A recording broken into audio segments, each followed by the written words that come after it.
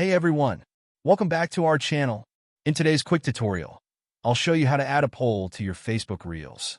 Make sure to stick around until the end, and don't forget to like this video and subscribe for more helpful tips. To get started, open the Facebook app on your mobile device. Head to your profile and look for the Reel option under the What's on Your Mind section. If you don't see it, tap on Videos or Reels, then select Create a Reel. A new screen will pop up where you can choose a video from your gallery. If you'd like to create a new one, just tap the camera icon. Feel free to edit your video, crop it, add effects, text, or music as you like. When you're happy with your edits, hit the Next button. Now you'll see various options. Look for Add a Poll and tap on it. A new screen will appear where you can enter your poll question and options for viewers to choose from. After that, tap Save in the top right corner. Next, add a caption, tags, and any other details you want.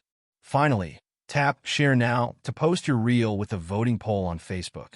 Once it's live, your friends and followers can watch and vote. Thanks for watching. If you found this tutorial helpful, please like the video and subscribe to our channel for more tips and tricks.